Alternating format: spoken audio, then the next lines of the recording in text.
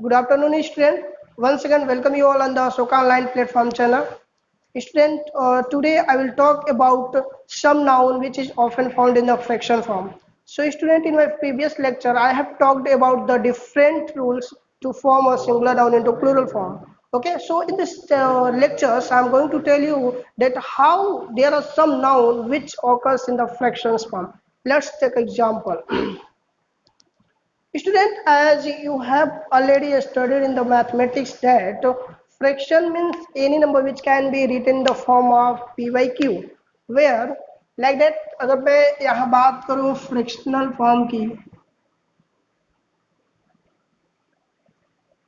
या फ्रैक्शन की अगर हम बात करें तो फ्रैक्शन में लाइक दैट मैंने ले लिया p by q like that. तो अगर हम बात करें इस p पार्ट का तो इसका नाम मैं लेता हूँ न्यूमरेटर और इसका नाम मैं लेता हूँ डिनोमिनेटर। ओके, सो हियर कुछ ऐसे भी नाउन्स होते हैं जो कि इस फॉर्म में एग्जिस्ट होते हैं और इसमें कुछ केसेस होते हैं जिसका फर्स्ट केस ये होता है कि अगर हमारा न्यूमरेटर न्यूमरेटर क्या हो, वन हो। इट मीन्स डेट, ध्यान दीजिएगा वन का मतलब जैसे ये हो गया, मतलब यहाँ हो गया यूनिट की बात कर रहे हैं फर्स्ट पार्ट, और डिनोमिनेटर का मतलब हुआ किसी चीज का टोटल की बात कर रहे हैं, डेट मीन्स ये हो गया पार्ट। लाइक दैट अगर हम बात करें न्यूमरेटर की कोई भी एक एग्जांपल लेते हैं one by third. Like that मान लीजिए मैंने कोई ले लिया होल यूनिट और इसको मैं ऐसे कर दिया लाइक दैट, और मैं सिर्फ इसकी बात करूं शेडेड पार्ट की, शेडेड रीजन, शेडेड रीजन, तो अगर इसकी हम बात करें तो इसको वन बाई थर्ड के रूप में लिखा जा सकता है। इट मीन्स डेट यहाँ न्यूमरेटर क्या है, वन है, और डिनोमिनेटर इसमें होल की बात कर रहा है, तो ये इस तरह से हो सकता है। फ्रैक्शनल फॉर्म में भी नाउन हो सकते हैं। अगर इसको हम इंग्लिश में लिखें तो कैसे लिखेंगे इसको, इस वैल्यू को, तो इसको हम लिखेंगे वन थर्ड, ठीक है। और एक मैंने लिखा वन थर्ड्स। तो आप इस दोनों को देखिए कि ये जो हमारे नाउन है किस फॉर्म में लिखे जाएंगे, या वन थर्ड में लिखे जाएंगे या वन थर्ड्स में लिखे जाएंगे, और इनकी बाद आने वाला हेल्पिंग वर्ब कैसा होगा, सिंगुलर होगा या प्लूरल होगा, इज होगा या आर होगा। तो ध्यान दीजिएगा यहाँ पे जब यूनिट की हम बात करते हैं, हमारा न्यूमरेटर क्या हो, वन हो, तो इस कंडीशन में हमेशा क्या होगा, वन थर्ड होगा, और इसी के साथ हमारा हेल्पिंग वर्ब क्या लगेगा, सिंगुलर लगेगा। तो जब भी ऐसा केस हो तो ध्यान दीजिएगा यहाँ पे इसके बाद helping verb, singular helping verb का प्रयोग किया जाएगा। सेम स्टूडेंट, दूसरा अगर हम केस इसमें लेते हैं तो दूसरा केस एक आता है कि यदि हमारा न्यूमरेटर अगर डिनोमिनेटर से क्या हो, छोटा हो। लाइक दैट अगर मैंने एग्जांपल लिया टू बाई थर्ड, तो इस तरह के फ्रैक्शन को हम लोग बोलते हैं प्रॉपर फ्रैक्शन। क्या हम बोलते हैं, प्रॉपर फ्रैक्शन। अगर हम प्रॉपर फ्रैक्शन की बात करें तो ऐसे नाउन का नेचर क्या होना चाहिए, इसके लिए ध्यान दीजिए आप लोग। इसको हम कैसे लिखेंगे, टू थर्ड, टू थर्ड लिखेंगे, या फिर हम लिखेंगे टू थर्ड्स लिखेंगे। तो ध्यान देने की बात है, इस कंडीशन में हम इसको टू थर्ड ना लिख के हम क्या लिखेंगे, टू थर्ड्स लिखेंगे, और इसके बाद आने वाला जो हेल्पिंग वर्ब होगा वो भी कैसा होगा, plural in number. That means इस केस में अब हमारा हेल्पिंग वर्ब क्या हो जाएगा, प्लूरल केस में हो जाएगा, और इस केस में हमारा क्या हो रहा था अभी तक, ये सिंगुलर में हो रहा था। तीसरा जो केस आता है इसमें इसको नोट कर सकते हैं आप लोग कि ध्यान दीजिएगा, जब कभी भी ये नाउन्स दिखाई दे जो कि फ्रैक्शंस में पाया जाता है तो हमको ध्यान देने की बात यह है कि इसमें तीन केस बन सकता है। पहला बन सकता है न्यूमरेटर यूनिट हो, सेकेंड हो सकता है न्यूमरेटर हमारा क्या हो सकता है, प्रॉपर फ्रैक्शन में हो सकता है, जिसमें कि न्यूमरेटर की वैल्यू टू हो और डिनोमिनेटर की वैल्यू लाइक दैट मैंने लिया three. It means that numerator जब भी होगा वो डिनोमिनेटर से छोटा होगा, दैट मीन्स ये प्रॉपर फ्रैक्शन हो जाएगा। अब प्रॉपर फ्रैक्शन के केस में हमेशा ध्यान दीजिएगा कि ये जो आता है हमारा प्लूरल फॉर्म में हेल्पिंग वर्ब हमेशा आता है। ओके, तीसरा जो केस इसमें होता है फ्रैक्शनल नाउन में,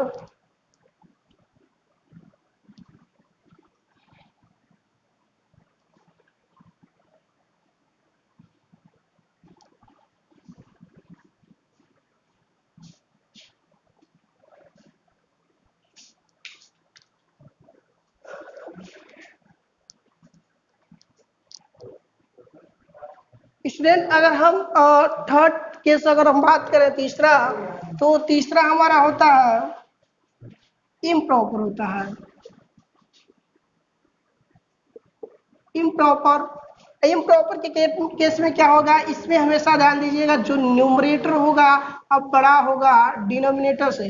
लाइक दैट मैंने अगर एग्जांपल ले लिया 5/3, तो आप ये कर सकते हैं कि इसमें जो न्यूमरेटर है वो डिनोमिनेटर से क्या है, बड़ा है। तो इस कंडीशन में अगर हम इसको लिखेंगे तो क्या होगा, 5 थर्ड लिखेंगे या 5 थर्ड्स लिखेंगे। तो ध्यान दीजिएगा इसमें जो सही हो जाएगा वो 5 थर्ड्स होगा, और इस कंडीशन में हेल्पिंग वो भी कैसा आएगा, प्लूरल इन नेचर आएगा। तो ये हमारा 3 केस हो गया जिसमें कि हमारा फ्रैक्शनल नाउन एग्जिस्ट होता है, और आपको बस ध्यान ये देना है कि इसमें हमारा फ्रैक्शन क्या है, क्या वो प्रॉपर है या वो इम्प्रॉपर है या फिर वो यूनिट हो। ठीक है, तो इस कंडीशन में हम क्या करेंगे, ध्यान देंगे हम अपने फ्रैक्शन को, उस फ्रैक्शन के अकॉर्डिंग हम हेल्पिंग वर्ब का प्रयोग करेंगे। अगला जो है चौथा नंबर जो है वो है mixed fraction. Mixed fraction,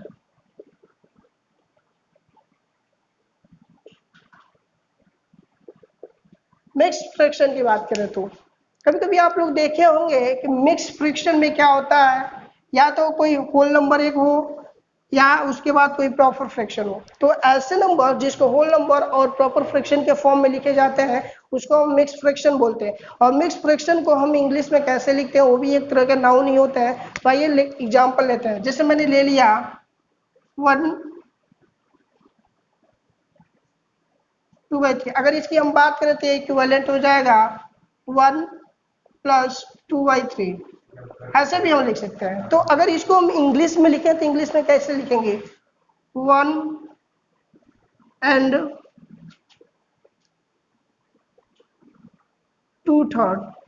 okay, अगर इसी को अगर हम बात करें कि सिंगुलर होगा कि प्लूरल होगा, तो ध्यान दीजिएगा इस कंडीशन में हमेशा जो हेल्पिंग वर्ब होगा इससे हम लेके चलेंगे, और यहाँ पे हमारा क्या होगा, सिंगुलर हेल्पिंग वर्ब होगा।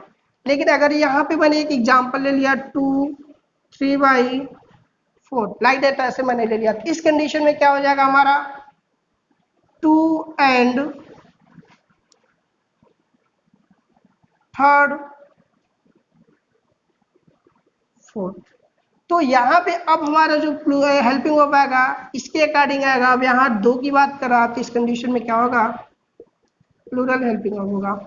तो these are some fractional noun which is often used in the English part. Now I'm going to take one example of mixed fraction, like that I wrote 2 and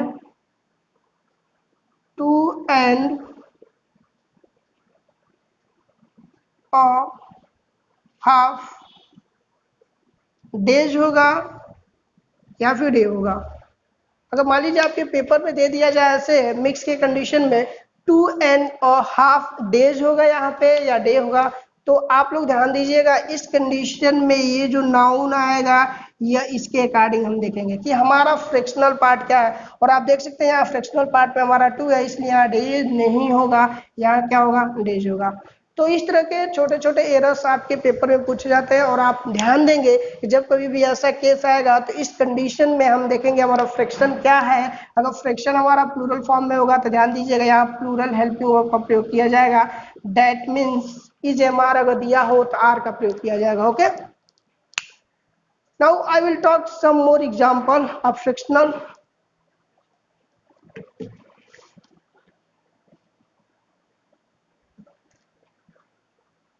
ध्यान दीजिएगा dear student, कभी कभी कुछ measuring units भी आते हैं इस fractional parts में आते हैं, और जब भी हम मेजरिंग यूनिट की अगर हम बात करते हैं तो उसको भी हमेशा ध्यान दीजिएगा 2 तरीके से लिया जा सकता है, या तो यूनाइटेड फॉर्म में लिया जा सकता है या तो उसको सेपरेट या स्प्लिट फॉर्म में लिया जा सकता है या डिवाइडेड फॉर्म में लिया जा सकता है।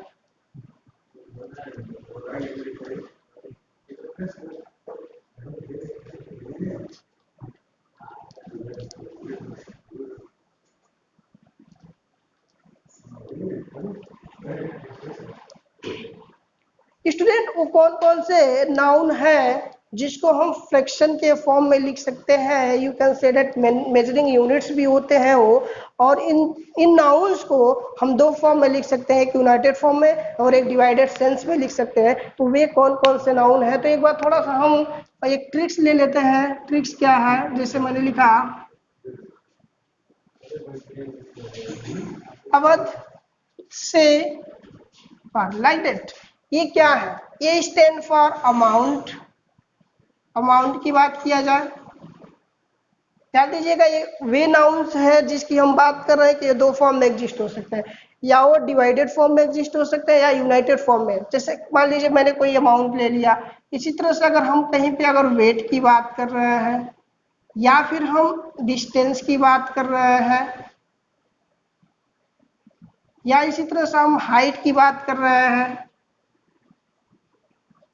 या यस मतलब क्या हो गया, स्पीड की बात कर रहे हैं,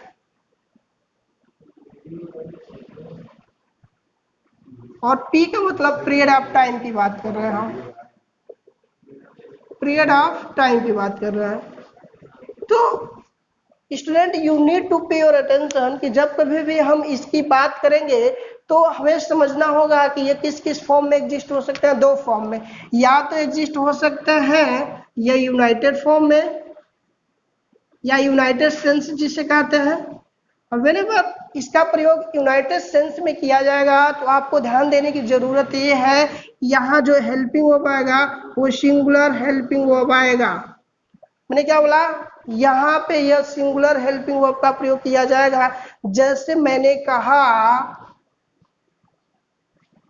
200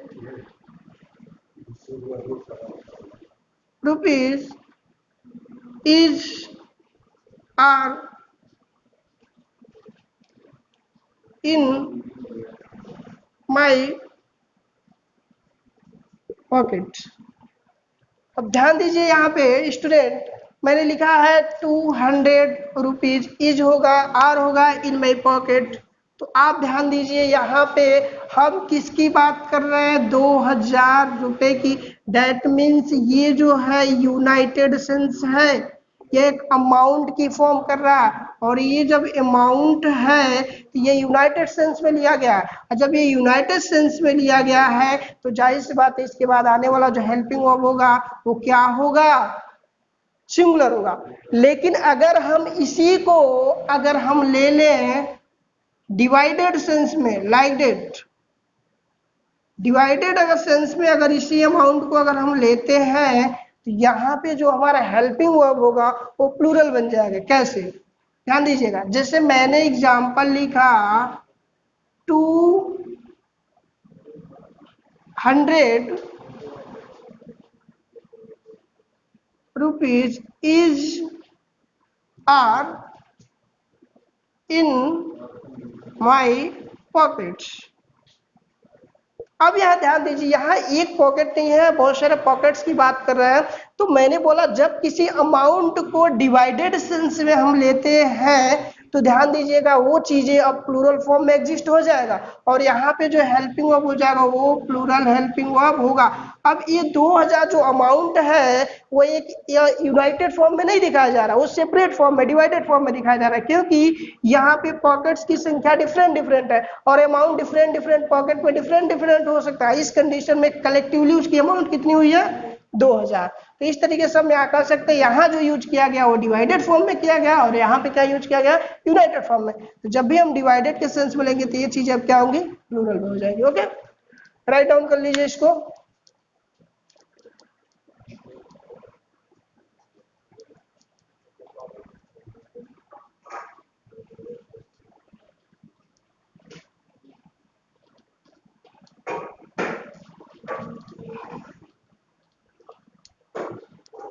Student, there are few examples related to this topic and these are like that। मैंने एक और एग्जाम्पल लिया, next example, as I told 5 miles is are easy to cover on foot. और एक सेंटेंस मैंने लिखा 5 miles is are easy to cover on foot and by bicycle।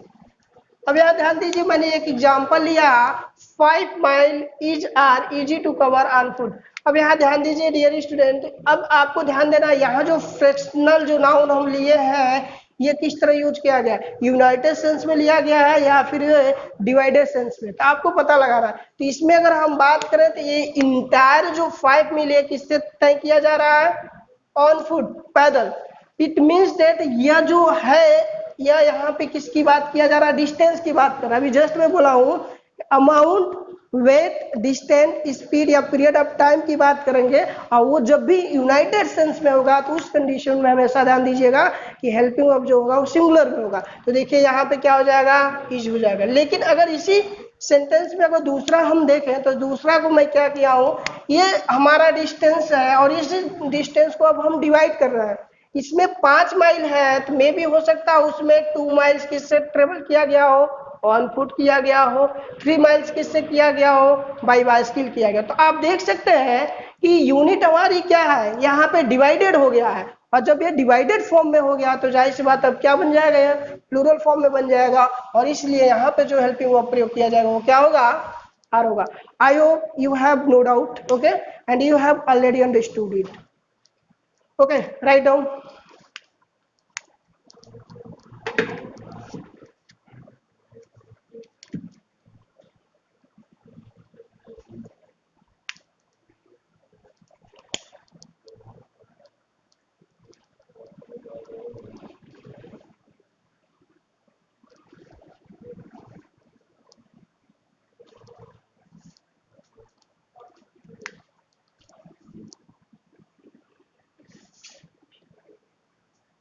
Student, I am giving you one example and you have to find out what is error in the given sentence.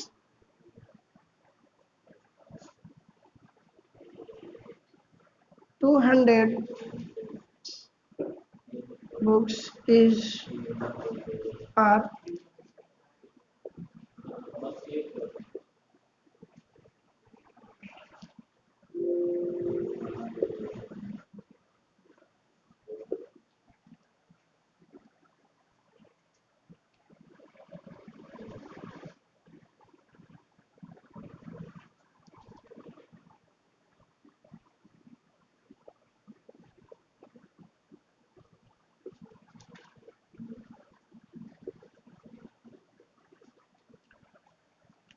Dear student, this is your sentence, okay, and you have to find out what is error in the given sentence.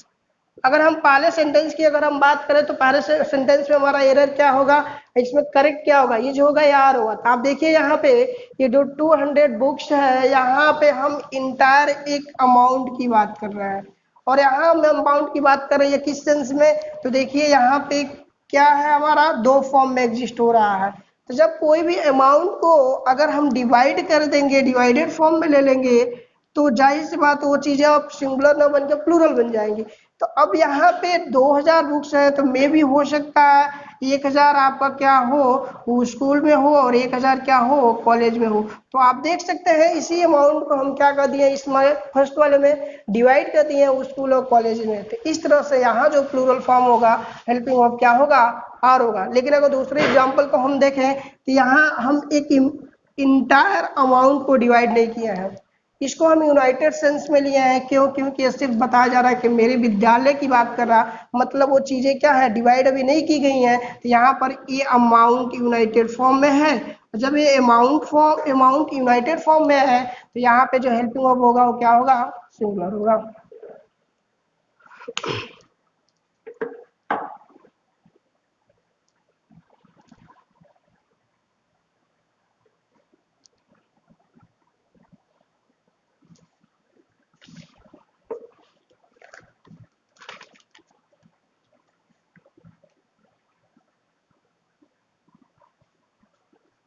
Now,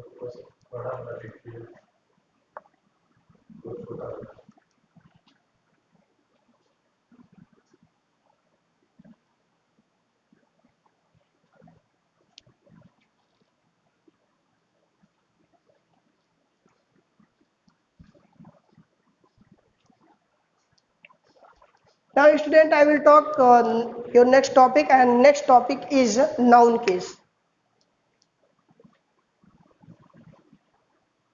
Noun case. अगर हम student noun case की अगर हम बात करें तो noun case specially 4 रूप में पाए जाते हैं. There are 4 form of noun cases. First क्या होता है हमारा सब्जेक्टिव केस जिसे बोलते हैं. Subjective case means subjective case का मतलब क्या होता है कि वे नाउन्स जो कि किसी भी सेंटेंस में एज ए सब्जेक्ट की तरह यूज किए जाते हैं, तो ऐसे नाउन को हम बोलते हैं कि वो पर्टिकुलर नाउन किस केस में है, सब्जेक्टिव केस में. जैसे मैंने कहा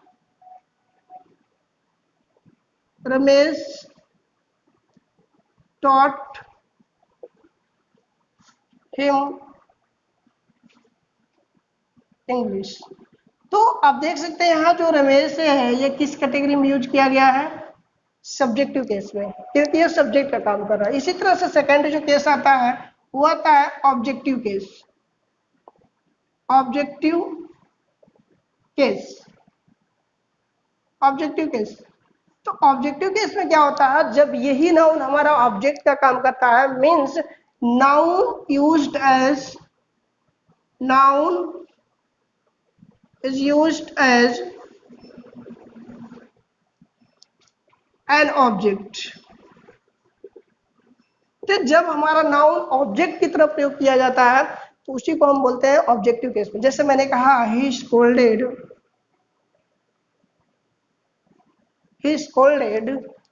Sohan.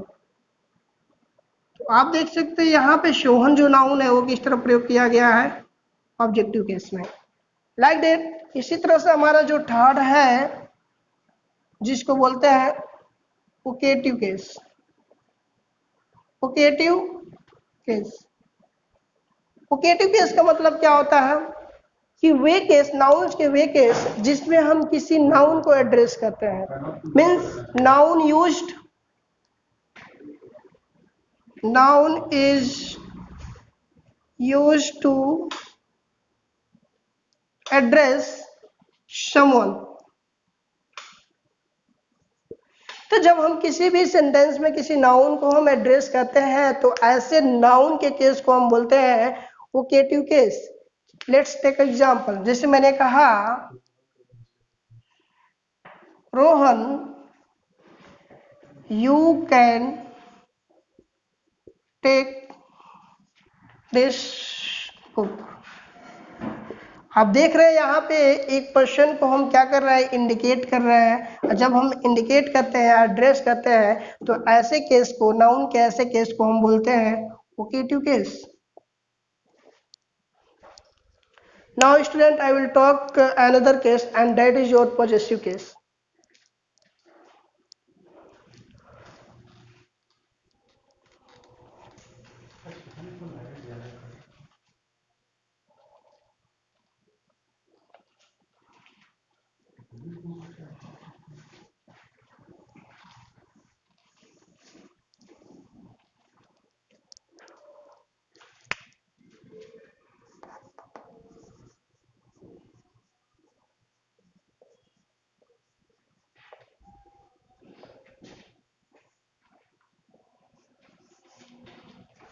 Student, what do you mean by possessive case? Possessive case means होता है पोजेशन से मतलब होता है.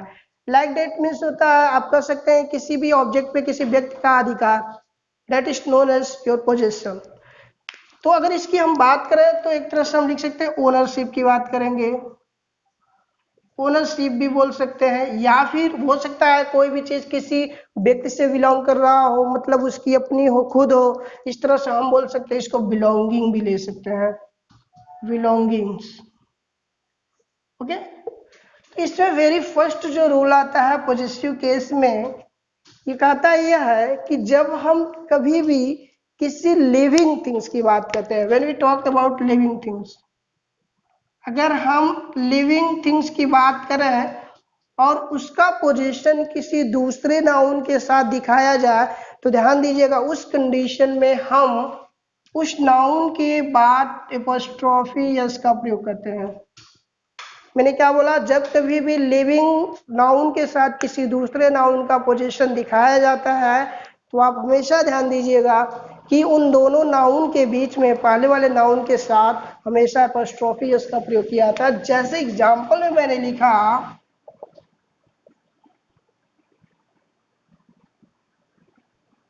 Mohan's father, okay. तो आप देख सकते हैं यहाँ मोहन जो है वो लिविंग है और इसका पोजीशन यहाँ इसके फादर के साथ दिखाया जा रहा है, तो इस कंडीशन में हम मोहन के साथ एपोस्ट्रोफी यस का प्रयोग करेंगे। इसी तरह से मैंने कहा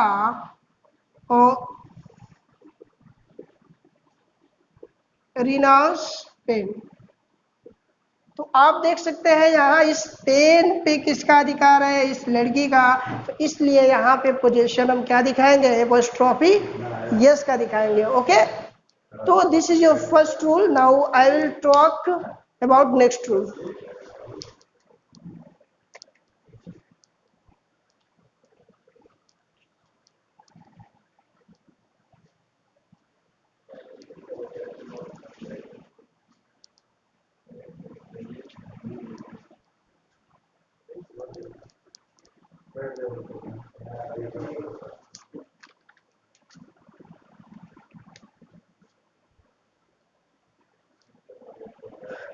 now student your second rule is this, कहता यह है कि जब कभी भी हम किसी नॉन लिविंग ऑब्जेक्ट को, जब किसी भी whenever we show the position of any non living object with another noun, उस कंडीशन में हम क्या करेंगे, पोजीशन दिखाने के लिए हम एपोस्ट्रोफी यस का प्रयोग हम नहीं करते हैं, वहां पे पोजीशन दिखाने के लिए हम प्रीपोजिशन ऑफ का प्रयोग करते हैं। तो आइए देखते हैं एग्जाम्पल के माध्यम से। अभी जस्ट मैंने बोला है कि यहाँ पे लिविंग चीज ना लेके अगर मैं नॉन लिविंग को ले लेता हूं, तो अगर नॉन लिविंग चीज को अगर ले लेते हैं और नॉन लिविंग चीज का अगर पोजीशन किसी दूसरे नाउन के साथ दिखाते हैं तो वहां पोजीशन के लिए हम क्या प्रयोग करेंगे, प्रीपोजिशन ऑफ। इसका की पॉइंट क्या होगा, तो सबसे पहले position plus preposition of, then जो नाउन होगा उसको हम लिखेंगे। ये रूल हुआ। अगर हम बात करें टेबल्स लेग, टेबल्स लेग, तो आप देखिए यहाँ टेबल्स लेग ये चीज क्या हो गया, गलत हो गया। क्यों, क्योंकि यहाँ टेबल हमारा नॉन लिविंग है, तो इस कंडीशन में पोजीशन इस लेग पे दिखाया जा रहा है। तो इसको करेक्ट कैसे करेंगे, सबसे पहले हम लिखेंगे लेग, उसके बाद प्रीपोजिशन क्या लगाएंगे, ऑफ, उसके बाद नाउन। इसी तरह से मैंने कहा स्प्रिंग फ्लोर, यहाँ पे क्या बोलेंगे, floss of, floss of spring.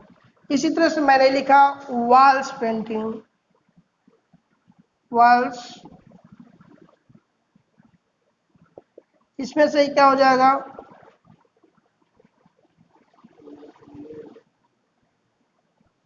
Painting of wall. तो आप देख सकते हैं कि जब कभी भी हम नॉन लिविंग का पोजीशन किसी दूसरे नाउन से शो करते हैं तो उस कंडीशन में हमें क्या ध्यान देना है कि वहां पोजीशन दिखाने के लिए हम उन दोनों नाउन के बीच में एक प्रीपोजिशन आपका प्रयोग करते हैं, specially in case of non living. Now I will discuss the next rule of position.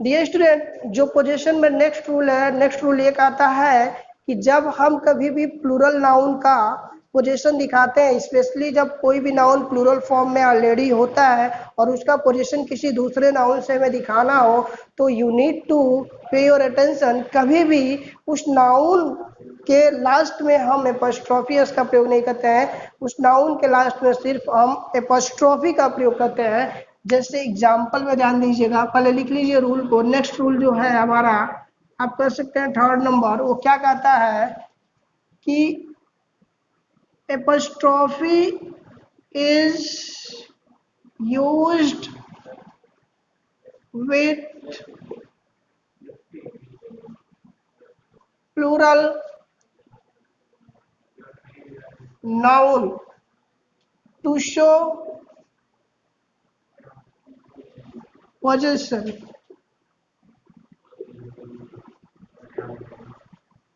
Okay, example के माध्यम से अगर हम बात करें तो यहाँ पे मैंने लिखा गर्ल्स स्कूल। तो आप यहाँ देख सकते हैं कि ये जो है हमारा वर्ड्स फ्रेजेस है, यहाँ ये गलत दिया गया है। कैसे गलत है? देखिए हमारा जो नाउन है यहाँ गर्ल्स, इसका पोजीशन इस स्कूल के साथ दिखाया जा रहा है। तो अभी जस्ट में बोले हैं कि जब कभी भी प्लूरल नाउन होगा तो वहाँ पोजीशन दिखाने के लिए सिर्फ हम एपोस्ट्रोफी का प्रयोग करेंगे, एपोस्ट्रोफी यस का प्रयोग नहीं करेंगे। तो यहाँ पे ये चीजें क्या है, गलत है। इसका सही क्या होगा? Girls school. इसी तरह से मैंने कहा यहाँ बॉयज हॉस्टल। बॉयज हॉस्टल की अगर हम बात करें तो इस कंडीशन में भी हमारा देख सकते हैं आप, यहाँ बॉयज ऑलरेडी प्लूरल फॉर्म में है और इस कंडीशन में हम एपोस्ट्रोफी एस का प्रयोग नहीं करेंगे। पोजीशन दिखाने के लिए सिर्फ हम किसका प्रयोग करेंगे? एपोस्ट्रोफी का प्रयोग करेंगे। तो सही क्या हो जाएगा? बॉयज एपोस्ट्रोफी केवल ओनली होगा, उसके बाद हॉस्टल हो जाएगा। तो this is your third rule. Now I will discuss few more rules of the possession.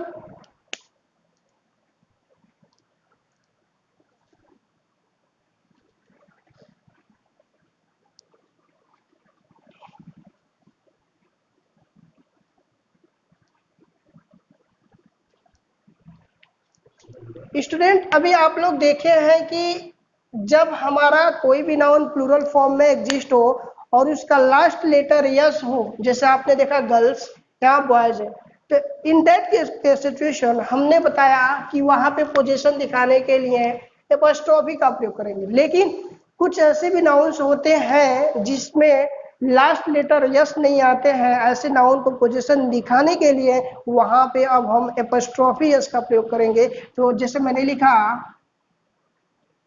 कुछ ऐसे नाउन है जो यस लेटर से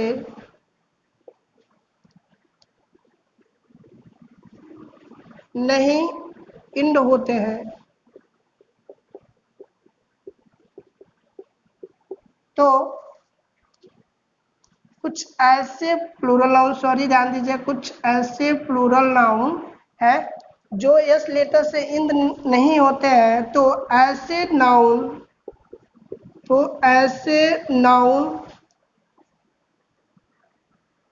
को पोजीशन दिखाने के लिए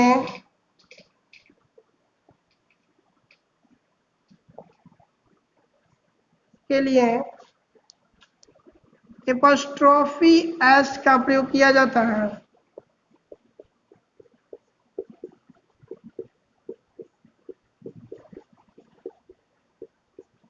जैसे मैंने यहाँ एग्जाम्पल लिखा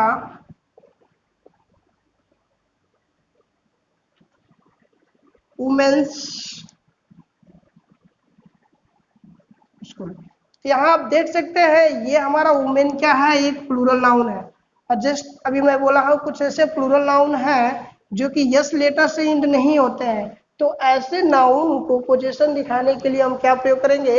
एपोस्ट्रोफी यस का प्रयोग करेंगे। जैसे हमने लिखा वुमेन्स स्कूल। लाइक इसी तरह से मैंने कहा mains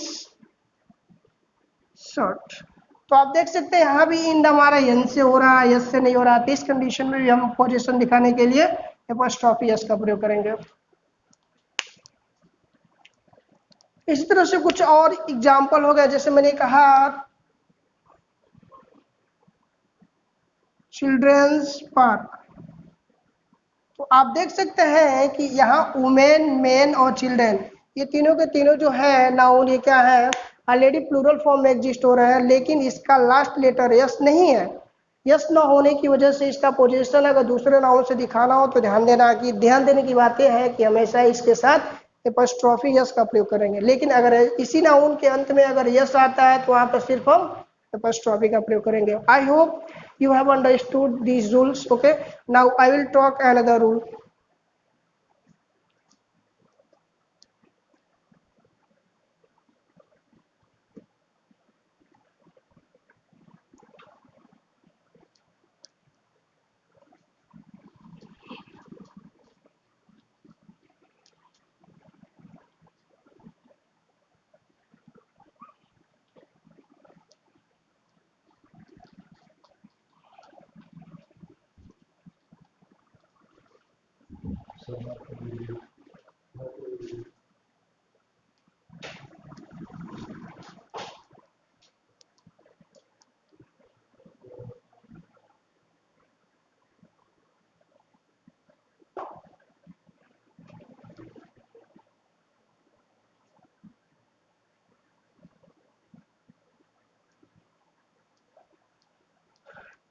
student, now I will talk next rule.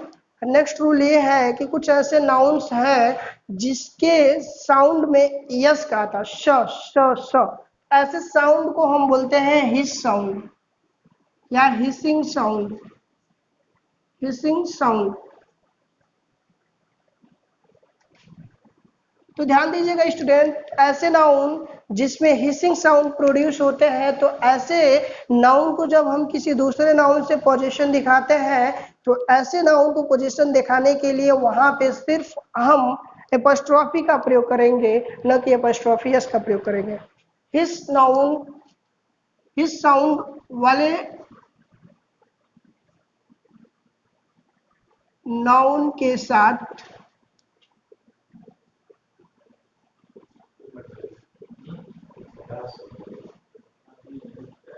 Position दिखाने के लिए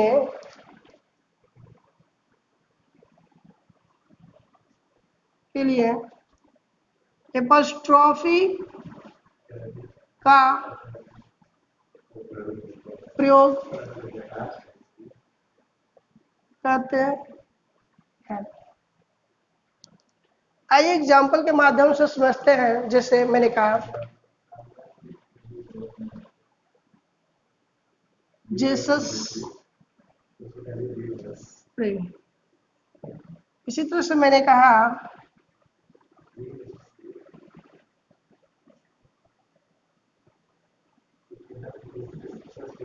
Pythagoras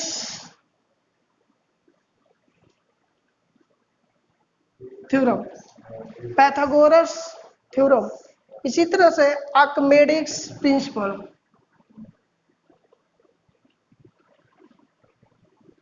Archimedes principal.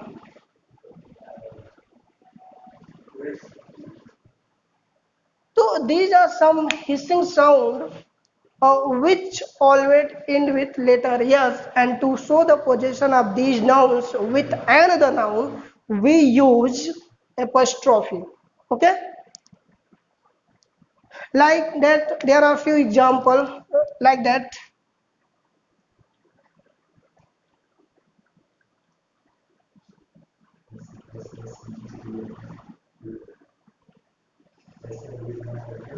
Hercules did, Hercules did। तो हरकुलस डीड में भी ध्यान दीजिए, यहाँ पे हरकुलस डीड में भी यहाँ साउंड हमारा जो आ रहा श का आ रहा, श का। तो ऐसे सभी साउंड को हम हिस साउंड बोलते हैं, और हिसिंग साउंड से जितने आते हैं वहां पे पोजीशन दिखाने के लिए एपॉस्ट्रोफी का प्रयोग करते हैं। Now I will talk the next rule.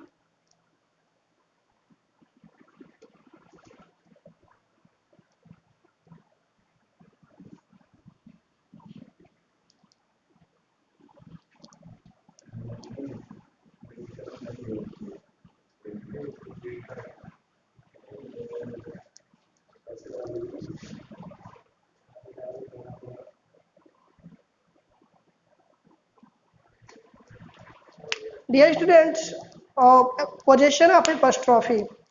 अब यहाँ नेक्स्ट जो रूल है वो कहता ये है कि कुछ ऐसे भी नॉन लिविंग ऑब्जेक्ट है जिसको हम पर्सोनिफाइड करते हैं।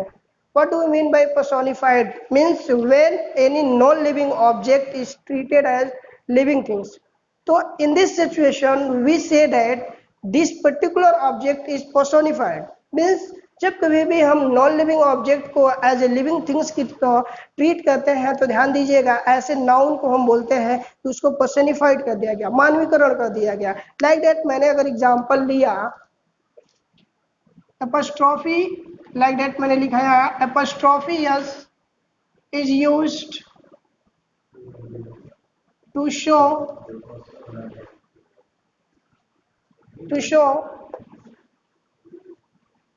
personification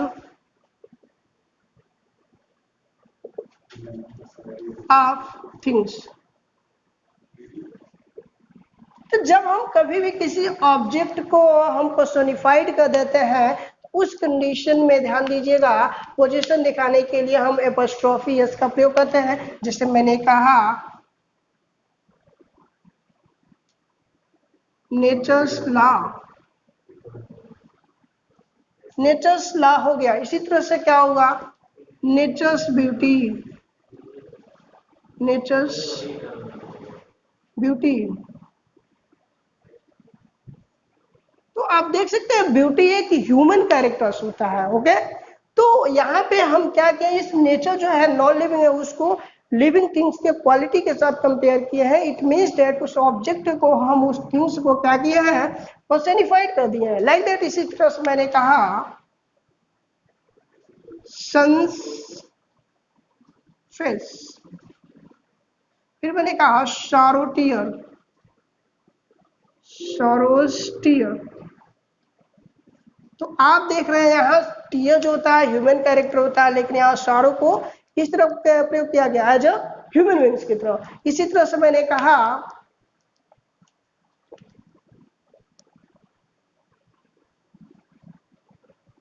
touch hand. तो हैंड एक ह्यूमन कैरेक्टर होता है लेकिन इस यहाँ पे नॉन लिविंग के साथ कंपेयर किया गया है। इसी तरह से यहाँ भी इसको क्या कर दिया गया पर्सनिफाइड कर दिया गया। तो इस तरीके से आप देख सकते हैं जब कभी भी हम पर्सनिफाई करते हैं किसी भी ऑब्जेक्ट को तो उस कंडीशन में वहाँ पोजीशन दिखाने के लिए हम हमेशा एपॉस्ट्रोफी यस का प्रयोग करते हैं।